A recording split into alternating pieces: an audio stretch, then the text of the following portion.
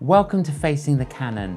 My guest on the programme is Marcus Mosey to tell us the story, the tragic story of the Lockerbie air disaster where his sister died.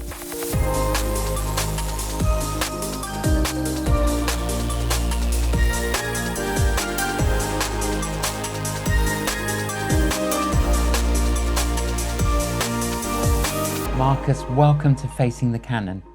Thank you, it's great to be here. Several years ago, Marcus, my wife Kelly and I, we were in the car listening to a Christian radio station, and we heard you being interviewed, and the interviewer was a friend of mine, and I texted her immediately saying, hey, I want your contact details because I wanted you to come on and tell that story. So I'm delighted you're here. Wonderful. Tell us, Marcus, you're a pastor. I am. I'm a pastor in Lancaster of a church, part of the Go Global family of churches, was part of LifeLink. And yes, I've been there now for, in the church for 25 years and been pastoring leading the church for nearly 20 years now, 20 years. And your father, a pastor? Yes, he was. He's part of our church now, very much involved still pastorally, but he was for many years around the country leading different Pentecostal churches. So I was born in Devon, then we moved up to the Midlands, where I spent the majority of my childhood and teenage years in a great church there in the Black Country. And I seem to have been moving further north, and my parents have moved with me. So. But how lovely that you're now the pastor of your father. Yes, and you know, he's not the worst parishioner that we could have. It's a joy. It's a joy to have the generations together. Oh, it must be. Now, a particular date, 21st of December 1988, changed your life and trajectory. What happened on that day? Well, on that day, it started off as a very normal day, but my sister had been home from part of her year out. She had finished her A-levels at King Edward's in Birmingham and wanted a year out. So she had been in New Jersey, being a nanny to three lovely kids with a lovely family in New Jersey. But the children wanted her to be there for Christmas. So my sister Helga decided, I'll come home early from America. I'll have Christmas early at home, and then I'll get an American Christmas as well. So she had been home for, I think, about 10 days. And on the 21st of December, she was flying back to New Jersey on that evening. Now, you went out Christmas shopping. Yes, I went in the morning. I went out and I said to my sister, I'll get back before you leave for the airport. But we were having such a great time in town with my friends that I completely forgot that my sister was going. So I got home and found that my dad had taken her to the airport. So I missed seeing her. And then you were watching television? Yes, I was just sat upstairs. I was watching the television. Now, back in 1988, televisions aren't like they are now. I had my old auntie's old television upstairs. It went back about a mile, and it was about this small, the screen. And I was watching something, and all of a sudden there was a news flash. And I think it was Nicholas Witchell. And he said that a plane had come down over the Scottish-English border.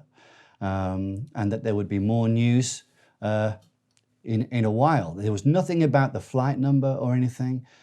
And I just remember watching that and actually feeling, you know when things happen in the world that are quite catastrophic, and you have that moment, you go, oh, you feel something for those involved.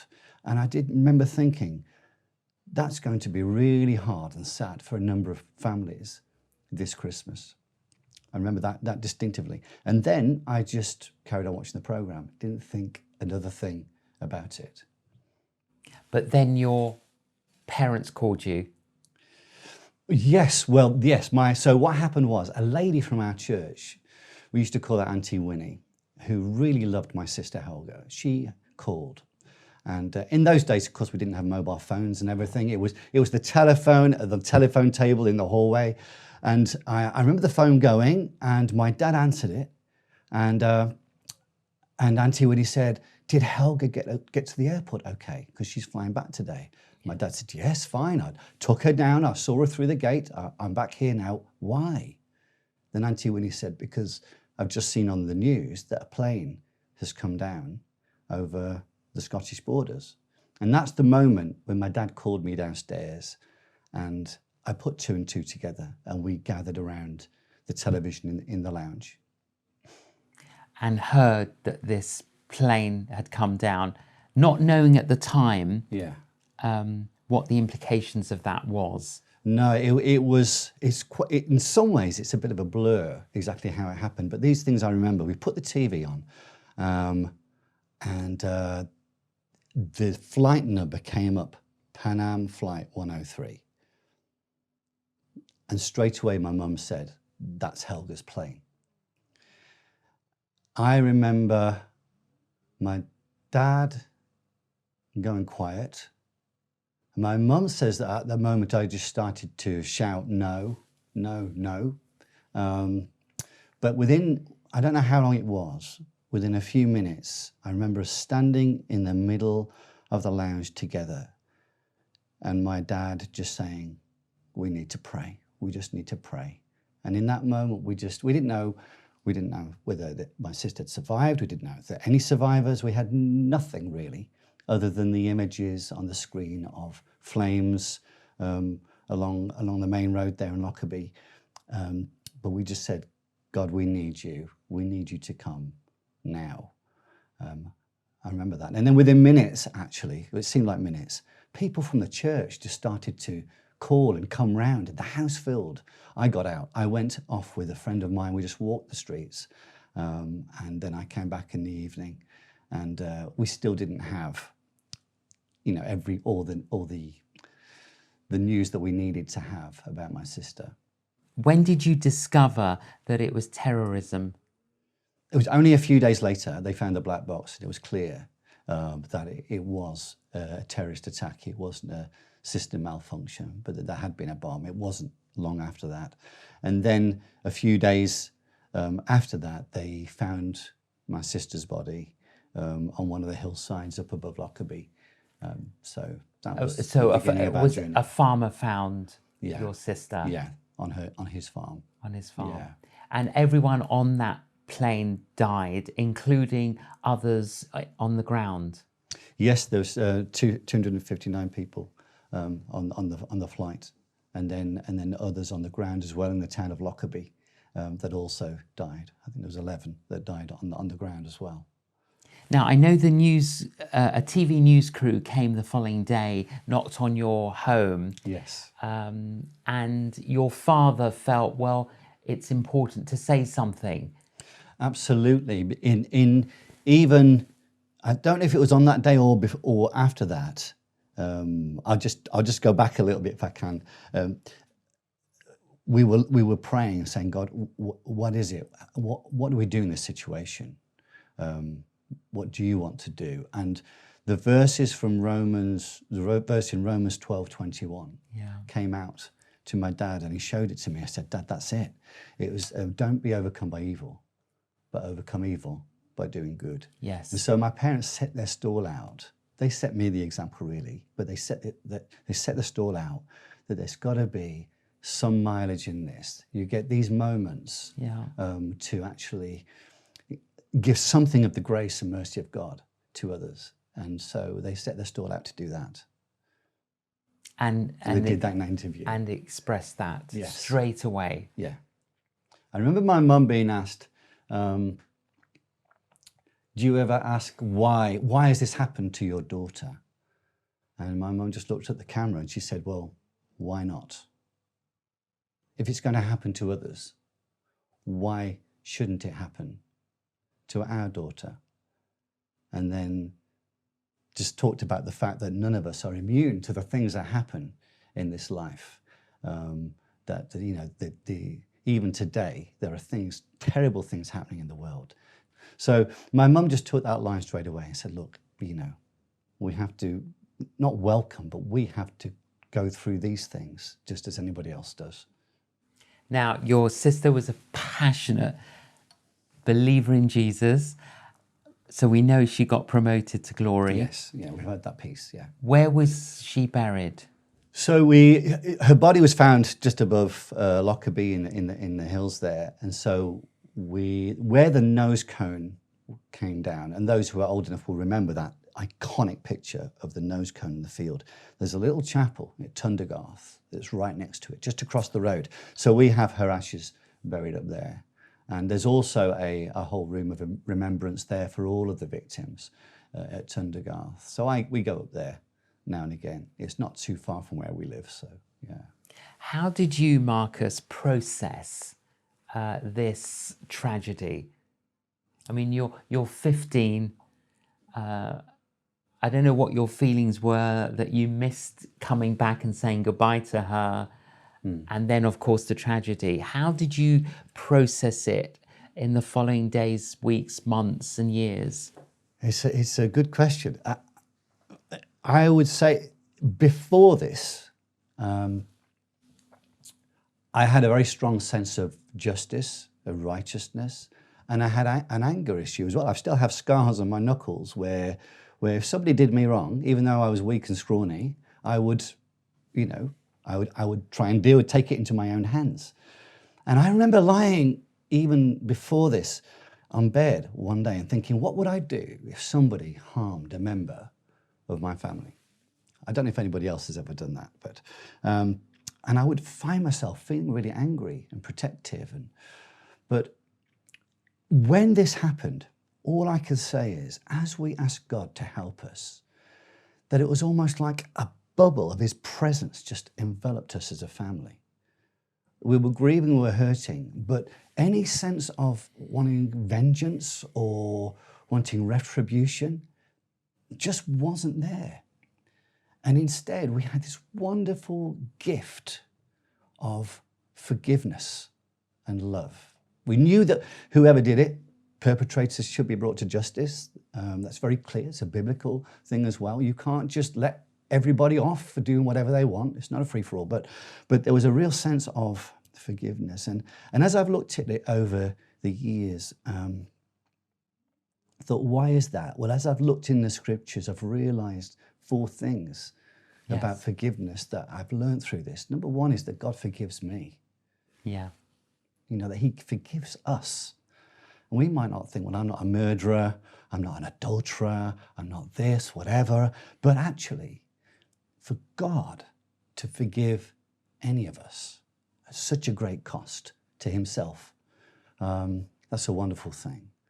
And then the second thing I realized was that he actually tells us that we have to forgive others. In John 6, he says, if you don't forgive others, then I can't forgive you. And I don't think it's that God gets hard-hearted with us and says, well, stuff you, you're not, you know. It's that we block God's wonderful gift of forgiveness if we are not willing to let it go through us to whoever does us wrong. Yeah, I often say, Marcus, if we don't forgive, we break the bridge Absolutely. on which we must cross. Absolutely, Yeah. It's the same bridge. Same. Yeah. But then the other thing is that actually forgiveness is the greatest gift you can give to somebody else. It can set them free. You know, now we weren't able, my dad was close, but we weren't able to meet the person who allegedly put the bomb on the plane, but we had forgiven him and there had been correspondence. It's to the person who was found guilty to say, if it was you, we forgive you. And there'd been correspondence both ways.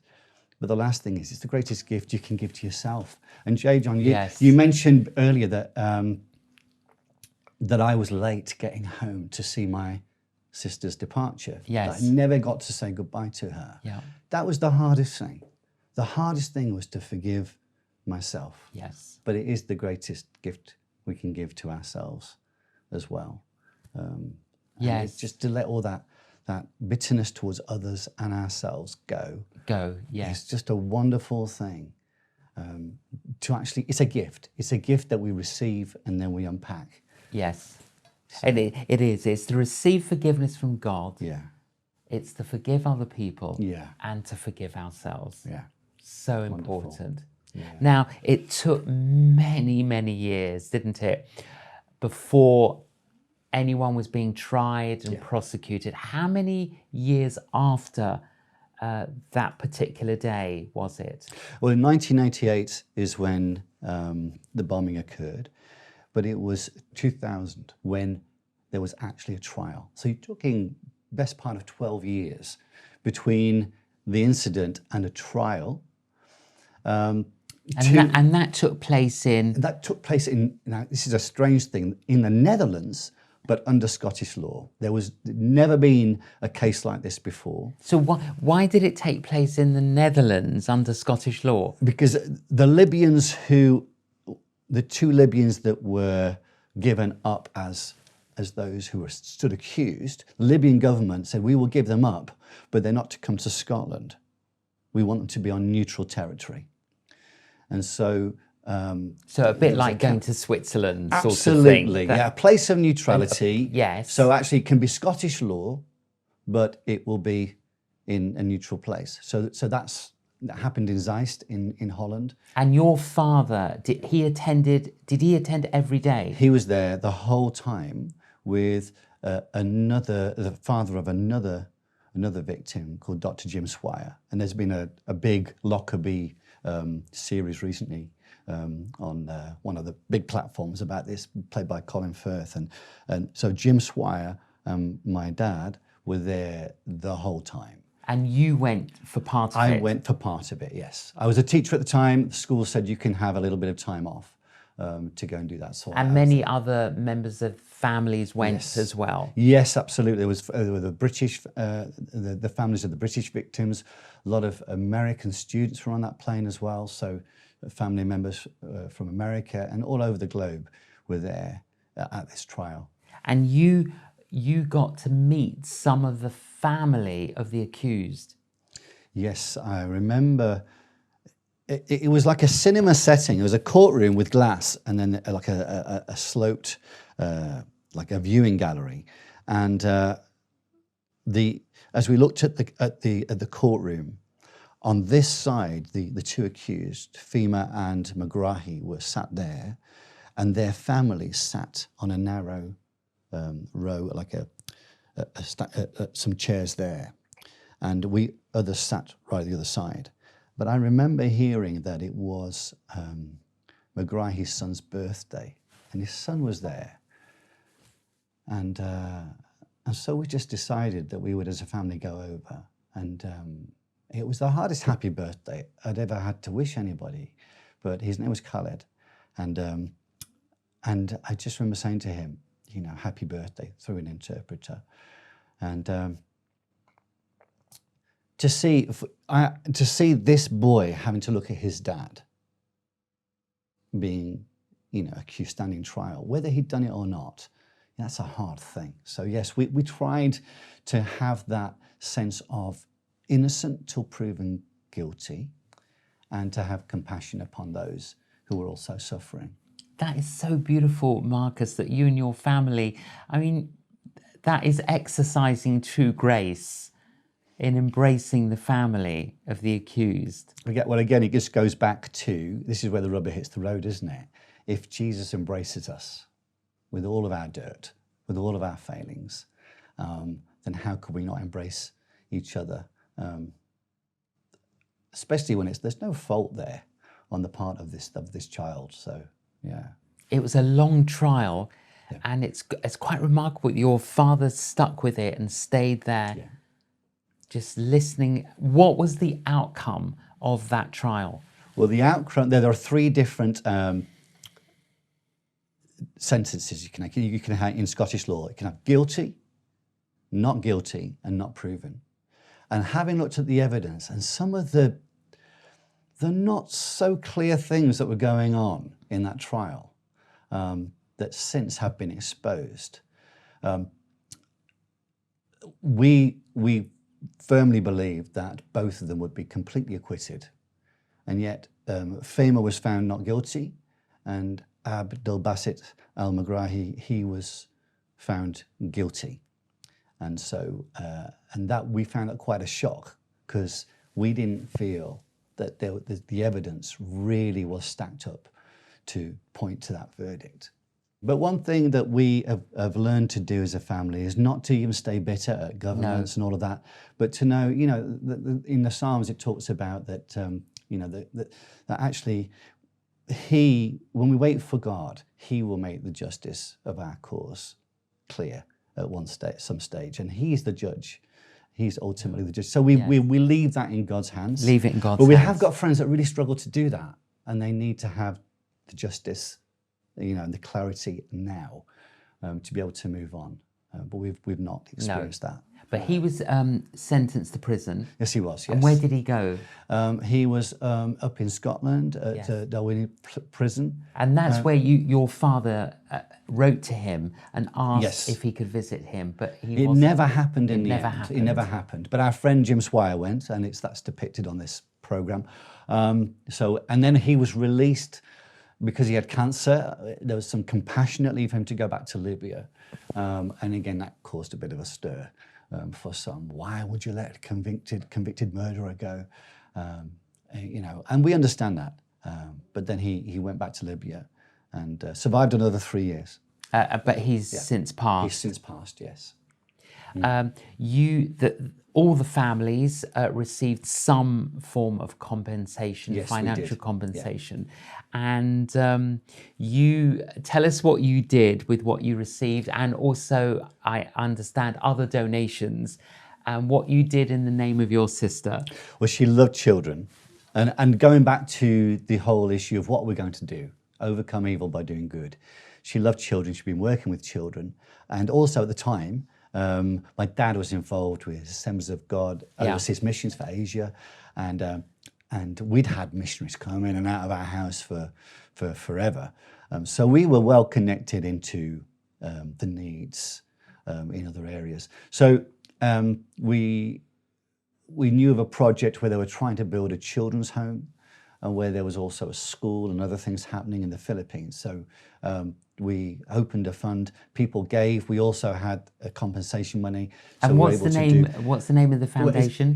It was called the Helga Mosey Memorial Trust. Yeah, the Helga Mosey Memorial Trust. So we worked into the Philippines, into children's ministries in India as well, into children's homes, supporting girls in a very strong Muslim area in the north of Pakistan, where the girls didn't get education, so we supported that and were mistreated. And then also into, where else was there? Libya as well.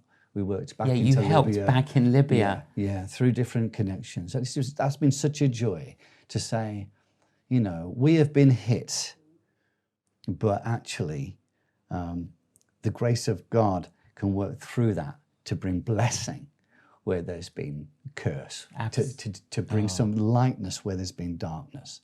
And that's what everybody needs at the end of the day. We all need somebody to help to bring God's light and His help into our lives. Because I know even your listeners today will be hit with all sorts of things, but good can come through. God can break through. And that's what we just try to do with the resource that we've had. You visited one of the homes. Yes. And I gather that one of the leaders in that home said something to you like, if your sister was still alive, these children would be dead. Yeah, a lot of them had some of them did have mothers, but they were malnourished. They couldn't look after them. Some of them were orphans. And same in Uti in India, that a number of these children wouldn't have had an opportunity. Now we're not the big saviors or anything like that, but it is true that my sister's death, in that sense, has helped a number of other children. And I don't know who they are now. There could be doctors, lawyers, there could be shopkeepers, you know, to live and thrive and to have opportunities in their lives as well. So yeah, it's a real joy. I don't think about that enough, to be honest. I should think about that more. I think that's beautiful. Yeah. That in her name, yeah, so much is being done to help other people. What would you say, Marcus, to anyone who's struggling with unforgiveness? I think it is when it's somebody that's very close to you and real, and they live in your world. I think it's a tougher thing to deal with in some way. Some people say, how did you deal with this? But actually, though we've lost my sister, I don't have the relationships there. I think it is harder when it's somebody who is close to you. But I know this because I've seen it as a pastor. I've seen it within our church life. I've seen it within our family life as well. That God's forgiveness, when we truly receive it, when we have that conviction that God is love and that his sacrifice for us washes us, cleanses us, forgives us, puts us into right relationship. When we start to believe that, even just a little bit, and we say, God, and help me to forgive, then he comes and does that. Now, I do find at times, even in my own life still, I can forgive, I can say I forgive, but I can pull it back again. You know, I can harbor that sense of resentment or, bristle at the thought of what somebody has said or done. But we have to just keep on going back. And I think of Jesus on the cross when he says, Father, forgive them. And it defines us. Jesus defined who we are in that moment. He says, you are the forgiven. And so when I remember I am the forgiven, and then I know that I have the power to also forgive. I would say, don't give up. Don't give up in terms of that battle that you might be having to forgive someone. Keep on asking God to help you. And he will come, he will do it. And speak to somebody as well about it. I think that's always helpful to say, I'm struggling to do this. Will you keep me accountable? Will you help me? Forgiveness doesn't mean that you give agency to somebody in your life to keep on doing the same thing. It's okay to say, I forgive you, but our relationship may be slightly different going forward. If you're in an abusive situation, you don't have to stay within that. But to walk free of, even if the other person doesn't receive it, to walk free of the unforgiveness in your life is a wonderful thing. And you can do it with the help of the Holy Spirit. Marcus, your parents, you practice what you preach, and you're a great inspiration. Thank you so much, Marcus, for coming on the program and telling us your story. It's been a pleasure. Truly inspiring and great to hear how Marcus and his family navigated such tragedy. And I just loved it where Marcus spoke about being forgiven by God, forgiving other people, and forgiving ourselves. I hope that's inspired you. Thank you so much for joining us on Facing the Canon. Please join us again.